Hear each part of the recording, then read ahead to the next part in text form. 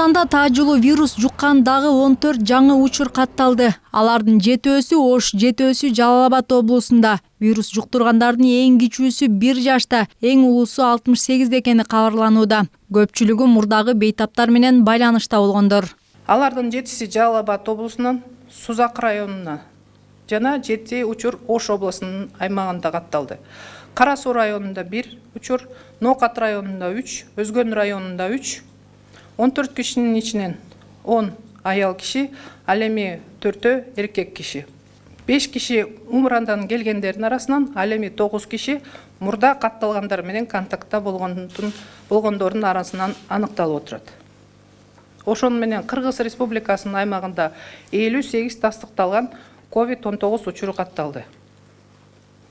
Бүгүн аныкталган контактта болгон бардык жарандар менен такталып жана контакттар такталып жана алар үй карантининде дайындалды. Ошондой эле орун очокторунда атайын эпидемиологиялык жана профилактикалык иш-аракеттер жүргүзүлүп жатат. Буга чейин вирус менен күрөшүп жаткандардын арасынан жандандыруу бөлүмүнө түшүп калган 6 бейтаптын бүгүн 5-өсүнүн абалы жакшырып, жөнөкөй палатага которулду. Анын арасында реанимацияга өпкөсүнүн оң тарабы сезгенип, алгачкылардан болуп түшкөн 71 жаштагы эркек киши да бар. Анын абалы бир топ турукташканын Коомдук саламаттыкты сактоо башкармалыгынын жетекчиси брифинг учурунда билдирди. Жалал Абад областында бир оорулуу жандандыруу реанимация бөлүмүндө кармалууда. Белгилеп айта кетүүчү нерсе, жандандыруу бөлүмүндө түшкөндөрдүн эч кимиси өпкөнү жасалма дем алдыруу абалына түшкөн эмес. Республикалык штаб учурда орун очокторунда жана өлкөнүн башка аймактарында мобилдик бригадалар иштеп жатканын билдирди. Алар үй карантинине алынган кишилерге көзөмөл жүргүзөт. Эгер карантинде жаткан жарандарда оорунун симптомдору пайда болсо, ошол мобилдик топторго кайрыла алат. Ошондой эле 118 кызматына чалып, керектүү кеңештерди алса болорун Акматова билдирди. Мындан тышкары Саламаттыкты сактоо министрлиги 65 жаштан улуу, боюнда бар аялдар жана кичинекей балдары бар медициналык кызматкерлердин баарын жаңы типтеги вирусту жуктуруу тобокелчилигин алдын алуу максатында эмгек өргүүсүнө чыгарганы белгилүү болду.